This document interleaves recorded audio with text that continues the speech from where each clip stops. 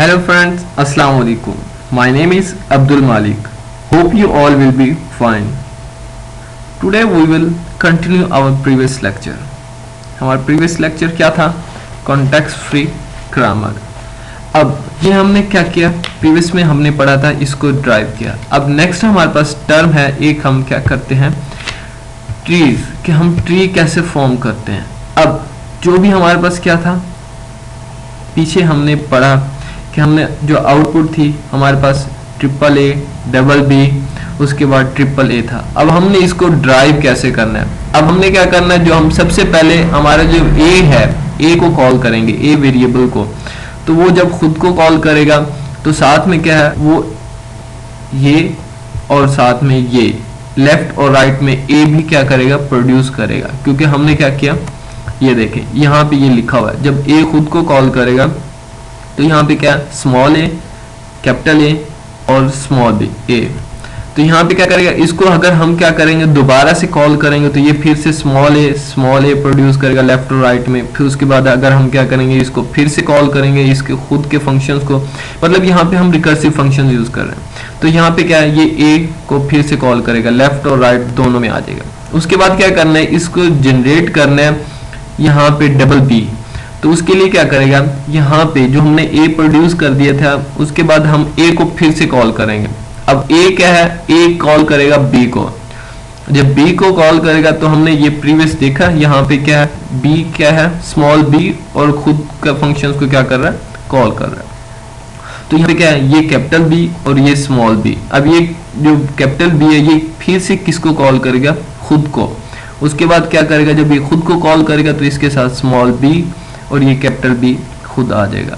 अब उसके बाद ये क्या करेगा, खुद से अब बी, अब जो बी है वो क्या करेगा, बी को कॉल करेगा. जब बी को कॉल करेगा उसके अंदर हमारे पास क्या है, जो वैल्यू है वो क्या है, नल. इट्स मीन जो हमारी रिक्वायरमेंट्स थी वो triple a, double b, triple a, ये हमारे पास क्या है, ये एक हमने ड्राइव कर लिया, उसका क्या, ट्री, के ट्री किस तरह बनाते हैं. अब एक तो ये है कि हमने क्या किया, उन सब को बिल्कुल एंड में ले. अब दूसरा ये कर सकते हैं, सपोज हमें ये समझ नहीं आता, हम समटाइम पजल हो जाते हैं, तो हम क्या करते हैं, ए को वही सेम है, बस क्या है, जस्ट स्ट्रक्चर का डिफरेंस है. अब यहाँ पे क्या है, ए खुद को कॉल कर रहा है, साथ में डबल ए और लेफ्ट में, ए राइट में. फिर ए खुद को कॉल करेगा, ए लेफ्ट में, ए राइट में. फिर ए खुद को कॉल करेगा, ए लेफ्ट में, ए राइट में. उसके बाद फिर ए को कॉल करेगा. उसके बाद ए जो है बी को कॉल करेगा. अब बी के जो क्या है, लेफ्ट साइड पे क्या है, स्मॉल बी. उसके बाद इसको कॉल करें, जब इसको हम क्या करेंगे, कॉल करेंगे तो ये फिर से वही बी को कॉल करेगा और एंड में क्या करेगा, नल वैल्यू उसको असाइन करेगा. तो ये क्या है, अगर हम देखें 1 2 3 4 5 1 2 3. अब ये भी देखें 1 2 3 4 5. उसके बाद क्या है 1 2 3, जो हमारे पास क्या है, ये वैल्यूज है. इसी तरह हम क्या कर सकते हैं, किसी भी चीज का ट्री भी फॉर्म कर सकते हैं. अब नेक्स्ट हमारे पास ये है एक और एग्जांपल. अब इसमें जो हमारे पास क्या है, ए को डिफाइन किया गया है. जो ए हमारे पास वेरिएबल है, उसके जो वैल्यूज हैं वो क्या कर जनरेट कर सकता है, 0 और खुद को कॉल कर सकता है और 1 को. उसके बाद क्या है, ए बी को कॉल कर सकता है और जो बी है वो किसको, हैश सिंबल को यूज कॉल कर सकता है. अब हमारी जो रिक्वायरमेंट है, अब वो क्या है, हमने 000 हैश और 111 प्रोड्यूस करना है. तो अब हम कैसे करेंगे, अब हमारे पास जो फर्स्ट आउटपुट है वो ये जनरेट हो सकती है, 0 A और 1. अब यहाँ पे हमने एक 0 की जगह 3 0 कैसे लेके आएंगे, इनकी जगह 1 1 की जगह 3 1 कैसे लेके आएंगे, और A की जगह हैश का साइन कैसे लेके आएंगे, अब देखते हैं. अब हमारे पास क्या है, ये उसने इनपुट्स दे दी हैं. इनपुट्स मतलब जो हमने क्या करना है, कॉन्टेक्स्ट फ्री ग्रामर में हमने यूज करने लेंगे.